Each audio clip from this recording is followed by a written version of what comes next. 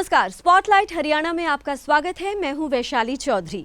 हफ्ते की बड़ी खबरों के साथ एक बार फिर से मैं हाजिर हूं और हफ्ते की बड़ी खबरों में एक बार फिर से एसवाईएल है, एक बार फिर से बिजली संकट है। इन तमाम मुद्दों की बड़ी खबरें और बड़े जो पॉइंट्स हैं उनके साथ एक बार फिर से आपको बताने हम आए हैं कि इस हफ्ते क्या अपडेट था। सबसे पहले हम बात करेंगे सतलुज यमुना लिंक नहर पर जुड़े विवाद की, यानी एसवाईएल नहर की।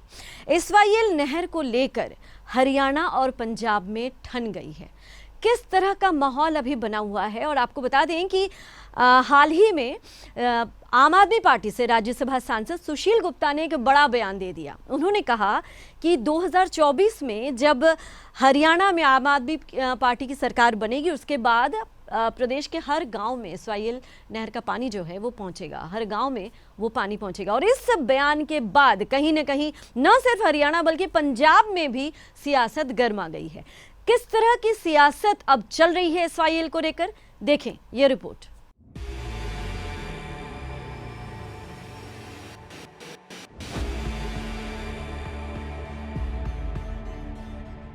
सूखी पड़ी सतलुज यमुना लिंक नहर यानी एसवाईएल को लेकर पंजाब हरियाणा की राजनीति एक बार फिर से गर्मा गई है। आम आदमी पार्टी के हरियाणा प्रभारी सुशील गुप्ता के बयान से पंजाब के सियासी दलों में उबाल आ गया है और विपक्ष ने भगवंत मान सरकार को निशाने पर ले लिया है। वहीं हरियाणा सरकार भी पंजाब सरकार से सवाल पूछ रही है। दरअसल आम आदमी पार्टी के राज्यसभा सदस्य और हरियाणा के प्रभारी सुशील गुप्ता ने कहा है कि साल 2025 तक हरियाणा के सभी खेतों में एसवाईएल के पानी से सिंचाई होगी। कुरुक्षेत्र में आम आदमी पार्टी के राज्यसभा सांसद सुशील गुप्ता ने प्रेस वार्ता की और ये दावा किया कि आप 2024 में हरियाणा में सरकार बना रही है और 2025 में सतलुज यमुना लिंक यानी एसवाईएल नहर से पानी हरियाणा के हर क्षेत्र में पहुंच जाएगा। गुप्ता के मुताबिक ये हमारी गारंटी है, वादा नहीं।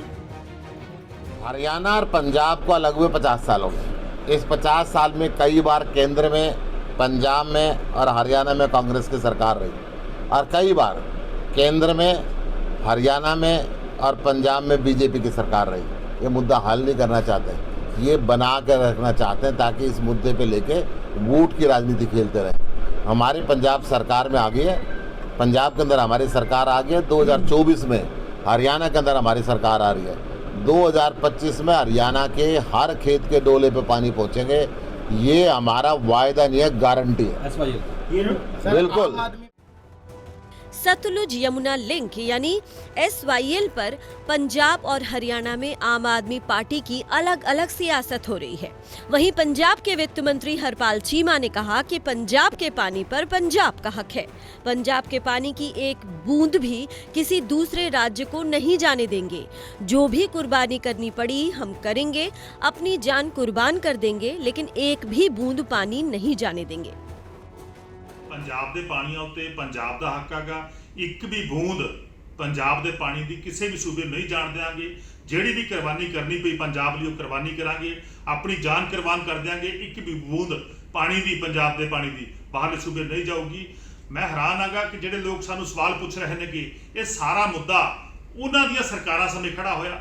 ਜਦੋਂ ਪੰਜਾਬ ਵਿੱਚ ਇਹਨਾਂ ਲੋਕਾਂ ਦੀ ਸਰਕਾਰ ਹੁੰਦੀ ਸੀਗੀ ਉਦੋਂ ਸਾਰੇ ਮੁੱਦੇ ਖੜੇ ਹੋਏ, ਉਦੋਂ ਇਹ ਮੁੱਦੇ ਪੈਦਾ ਕੀਤੇ ਗਏ। ਅੱਜ ਉਹਨਾਂ ਮੁੱਦਿਆਂ ਤੇ ਸਿਆਸਤ ਕਰ ਰਹੇ ਨੇ ਲੋਕ।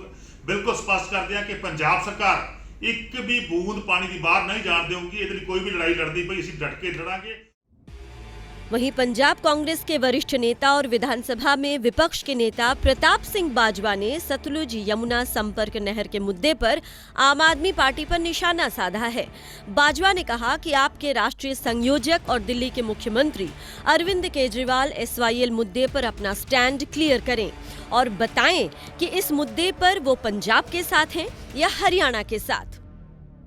एसवाईएल के उत्ते सतलुज यमुना लिंक जी लाइफलाइन है पंजाब, क्योंकि ये अग्रेरियन सूबा है। सारे का सारा वाही नाल तौलक रखता, एग्रीकल्चर नाल तौलक रखता। तो असी पूछना पहले भी सानू खदशा सी ते गल बहुत दफा आई सी कि अरविंद केजरीवाल साहब एसवाईएल के उत्ते अपना स्टैंड क्लीयर कर। पंजाब नालों स्टैंड करते ने, हरियाणा ना करते कि दिल्ली ना करते। आपको बता दें कि हरियाणा सरकार इस मामले में अवमानना याचिका दाखिल करने के लिए सुप्रीम कोर्ट जा रही है। याचिका में एसवाईएल निर्माण को लेकर सुप्रीम कोर्ट की तरफ से समय समय पर दिए गए निर्देशों, दोनों राज्यों के मुख्यमंत्रियों को बातचीत के जरिए मामला सुलझाने सहित पूर्व में हुए समझौतों, राष्ट्रपति संदर्भ और आयोग की रिपोर्ट का हवाला दिया जाएगा। इस बीच गृह मंत्री अनिल विज ने भी कहा कि सुप्रीम कोर्ट जाना हमारा अधिकार है। हम नहर निर्माण और अपने हक का पानी लेने के लिए हर लड़ाई लड़ेंगे। पंजाब में बनी नई सरकार ने शुरुआत में ही चंडीगढ़ मांगा। विज ने कहा कि उन्हें समझ होनी चाहिए कि चंडीगढ़ का मुद्दा एसवाईएल से ही जुड़ा हुआ है। अगर वो चंडीगढ़ लेना चाहते हैं तो एसवाईएल बनाना शुरू कर दें। पंजाब में नई सरकार बनी है और बनते सारी उन्होंने चंडीगढ़ की मांग की है और उनको समझ होनी चाहिए कि चंडीगढ़ का मुद्दा एसवाईएल के साथ जुड़ा हुआ है। अगर वो चंडीगढ़ लेना चाहते हैं तो एसवाईएल बनानी शुरू कर दें और हिंदी भाषी क्षेत्र हमें ट्रांसफ़र कर दें, तो कोर्टों के चक्कर में जाने से सब बच जाएंगे। गौरतलब है कि हरियाणा सरकार ने विधानसभा के हालिया विशेष सत्र के दौरान एसवाईएल नहर के मुद्दे पर एक प्रस्ताव पारित कर पंजाब के खिलाफ सुप्रीम कोर्ट में अवमानना याचिका दाखिल करने का फैसला किया था। हरियाणा सरकार का कहना है कि पंजाब ने 15 जनवरी 2002 और 4 जून 2004 के सुप्रीम कोर्ट के आदेश का पालन नहीं किया। इसमें पंजाब को एसवाईएल नहर के बाकी हिस्से को पूरा करने का आदेश दिया गया था।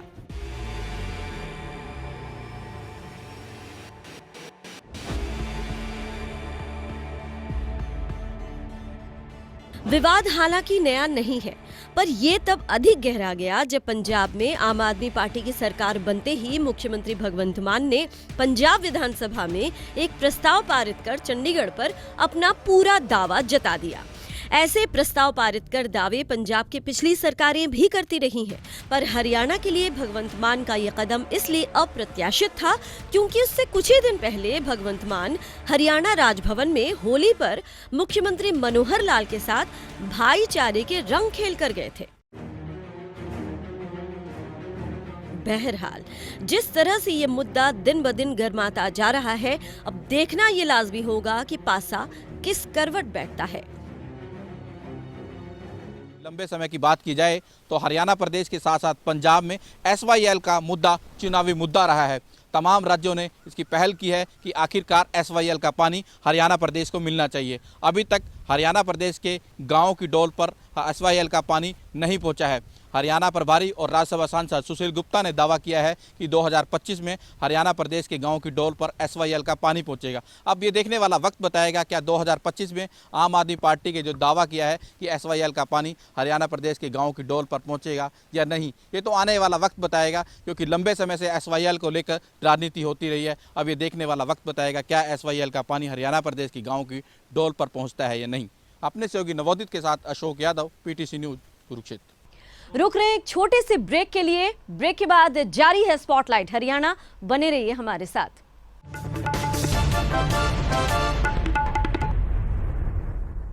ब्रेक के बाद स्पॉटलाइट हरियाणा में आपका स्वागत है और अब हम बात करेंगे प्रदेश में गहराती जा रही बिजली समस्या की। हालांकि सरकार लगातार ये कह रही है कि बिजली की जो समस्या है वो महज कुछ दिनों की है और जल्द ही ये समस्या खत्म हो जाएगी, लेकिन विपक्ष है कि मानता नहीं। देखें रिपोर्ट।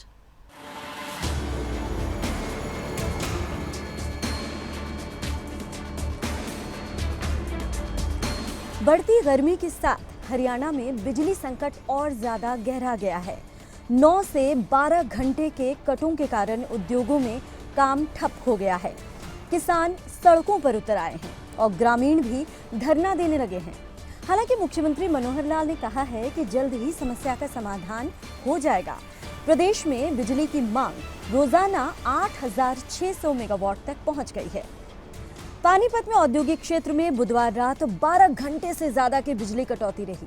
इससे गुरुवार सुबह तक सभी उद्योगपतियों ने जनरेटर से फैक्ट्री का संचालन किया।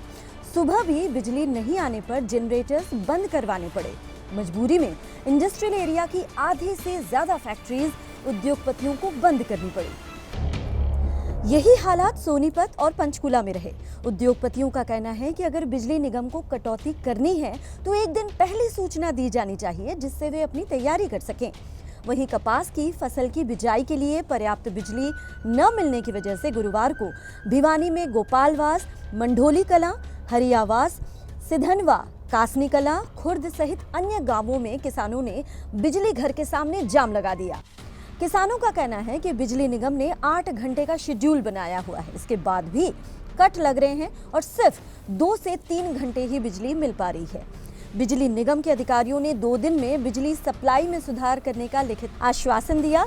इसके बाद जाकर किसानों ने जाम खोला।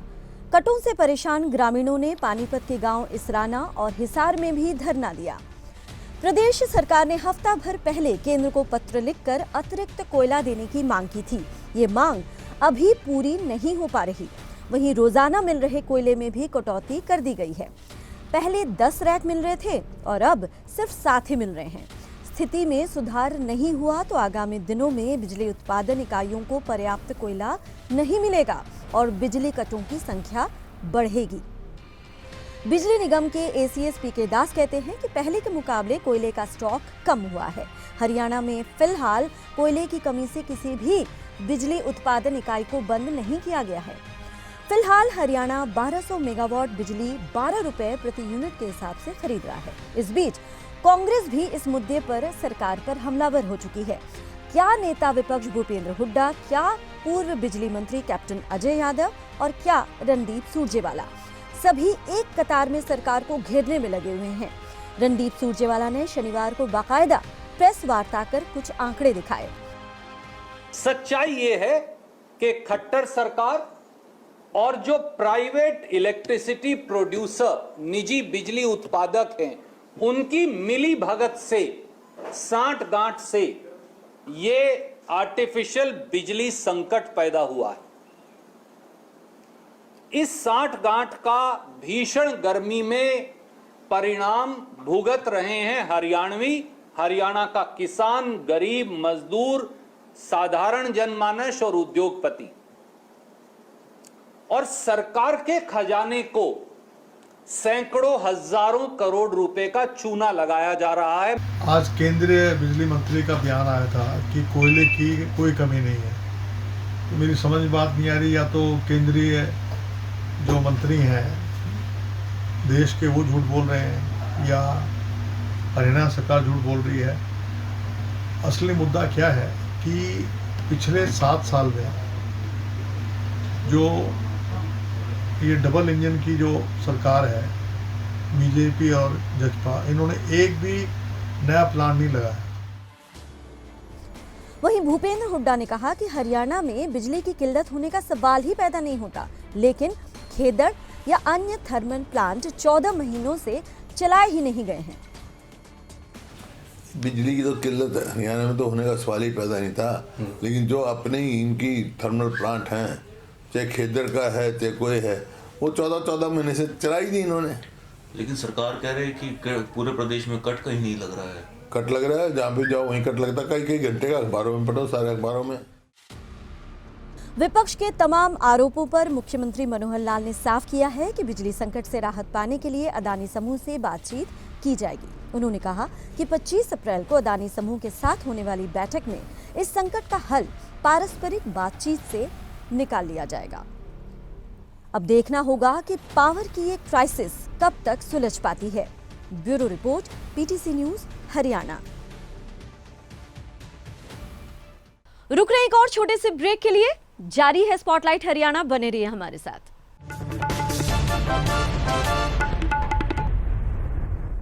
ब्रेक के बाद स्पॉटलाइट हरियाणा में आपका स्वागत है। एक और बड़ी खबर से आपको रूबरू करवा रहे हैं। वो ये है कि हरियाणा में जून के अंत तक डॉक्टरों की कमी खत्म हो जाएगी। जी हां, ये बड़ा बयान दिया है राजीव अरोड़ा ने। पीटीसी न्यूज से उन्होंने खास बातचीत की। स्वास्थ्य विभाग के अतिरिक्त मुख्य सचिव राजीव अरोड़ा ने और क्या कुछ कहा इस मुद्दे पर, आइए देखते हैं। जैसे आपने कहा कि पूर्ण रूप से जो है स्वास्थ्य विभाग हरियाणा का तैयार है, किसी भी तरह का ट्रीटमेंट हो वो जनता को दिया जाएगा। डॉक्टर्स की क्या स्थिति है इस समय? जो किसी भी तरह की स्थिति हो तो जिससे कि वो डट कर खड़े होकर आमजन का जो है स्वास्थ्य के लिए काम कर। हरियाणा गवर्नमेंट के द्वारा ये बहुत ध्यान दिया गया है कि जो मेडिकल फील्ड में और हेल्थ डिपार्टमेंट में जो शॉर्टेज ऑफ डॉक्टर्स है उसको पूरा किया जाए। इनफैक्ट हम ही we are one of the few states कि जिस टाइम पे कोरोना की फर्स्ट वेव शुरू हो रही थी उस टाइम पे भी हमने 700 से ज़्यादा डॉक्टर्स जो हैं वो भर्ती किए थे। और अब हमने पीछे जो गवर्नमेंट की मंजूरी मिली कि इनफैक्ट जो डॉक्टर्स की जो रिक्रूटमेंट है वो HPSC के प्रीव्यू से निकाल के बाकायदा डिपार्टमेंट को दे दी गई और 1252 पोस्टें जो हमने पीछे एडवर्टाइज की थी और उसके लिए एक रिटन टेस्ट कंडक्ट किया गया और उसका रिजल्ट भी निकाल दिया गया। और बहुत अच्छी बात तो ये है कि 1252 पोस्टों के अगेंस्ट करीब 6000 डॉक्टर्स ने यहाँ पर अप्लाई किया है। तो हम उम्मीद करते हैं कि इनका जो सारा पोस्ट रिज़ल्ट जो सारा चीज़ें हैं वो चल रही हैं, जिसमें सारे उनकी डिग्रीज़ की चेकिंग, दूसरी चेकिंग जो सारी है वो करके तो हम जून के महीने तक बहुत सारे लोग जो हैं वो रिक्रूट होकर हरियाणा स्वास्थ्य विभाग को ज्वाइन करेंगे एंड ऑलमोस्ट 30-35% जो हमारा टोटल सैंक्शन स्ट्रेंथ है उसके बराबर पोस्टें हम और भरने में कामयाब होंगे। सर, दूसरी लहर में कुछ हॉस्पिटल्स बनाए गए थे, क्या स्थिति है उनकी और कुछ हॉस्पिटल्स अभी इस दौरान जो है और बढ़ाए गए? देखो ऐसे है कि जो दूसरी लहर के बाद almost towards the second wave जो थी उस टाइम पे गवर्नमेंट के द्वारा क्योंकि मेनली ऑक्सीजन की प्रॉब्लम आ रही थी तो जहाँ जहाँ पर इमीडिएट ऑक्सीजन सोर्स मिल रहा था, जैसे हमारे यहाँ पर इंडियन ऑयल रिफाइनरी है पानीपत में जहाँ से इमीडिएट डायरेक्ट ऑक्सीजन हमें वो मिल रहा था, सप्लाई मिल रही थी। और सिमिलरली जो हिसार में हमारी जिंदल का है वहाँ से भी हमें ये मिल रही थी। तो वहाँ पर 500-500 बेड के टेम्परेरी जो हॉस्पिटल्स हैं वो क्रिएट किए गए थे। इसी तरह कुछ NGOs के द्वारा और कुछ दूसरे लोगों के द्वारा गुरुग्राम में, फरीदाबाद में और जगह भी इस प्रकार के क्रिएट किए गए थे। लेकिन ये एक तरफ तो अच्छी बात है कि चाहे इतनी फैसिलिटीज़ क्रिएट की गई लेकिन क्योंकि उस टाइम तक सेकंड वेव कंपैरेटिवली कम हो गई उन सबको रखा गया काफ़ी महीनों तक, लेकिन थर्ड वेव में भी उनकी कोई बहुत ज़्यादा यूटिलाइजेशन नहीं हुई। तो अब उनको आगे हमने जो है डिसबैंड कर दिया है। लेकिन हमारे अपने जो हॉस्पिटल्स हैं, हमारे अपने जो मेडिकल कॉलेजेस हैं और जो दूसरी हमारी प्राइवेट सेक्टर में हेल्थ केयर फैसिलिटीज़ अवेलेबल हैं, इस चीज़ की उम्मीद की जाती है कि जिस प्रकार की भी चैलेंज आएगा उसको हम फेस कर सकते हैं। तो मतलब आप जनता को अस्वस्थ, हरियाणा की जनता को स्वास्थ्य विभाग अस्वस्थ करता है कि किसी भी तरह की स्थिति होगी उससे निपटने के लिए हरियाणा का स्वास्थ्य विभाग पूरा तैयार? जी जी बिल्कुल, मैं अपनी तरफ से, अपने विभाग की तरफ से ये सबको आश्वासन देना चाहूँगा कि हरियाणा में जो स्वास्थ्य विभाग है वो चाहे मेडिकल इंफ्रास्ट्रक्चर हो, मेडिकल मैन पावर हो, ड्रग्स हो, इक्विपमेंट हो, हर तरीके से जो हरियाणा सरकार में हमारे माननीय स्वास्थ्य मंत्री के द्वारा, हमारे माननीय मुख्यमंत्री के द्वारा और खासकर भारत सरकार भी जिनके द्वारा ECR 1, ECR 2 प्रोग्राम्स चलाए गए और काफ़ी बाकायदा फंडिंग भी हमें दी गई है स्वास्थ्य मंत्रालय भारत सरकार के द्वारा, उन सबको भी की तरफ से भी मैं आप सबको ये आश्वस्त करना चाहूँगा कि जो हरियाणा सरकार का जो स्वास्थ्य विभाग है वो पूर्ण रूप से किसी भी प्रकार के चैलेंज को फेस करने के लिए तैयार है। और इसी के साथ स्पॉटलाइट हरियाणा में फिलहाल इतना ही। अगले हफ्ते कुछ और मुख्य मुद्दों के साथ हाजिर होंगे। इजाजत दीजिए, नमस्कार।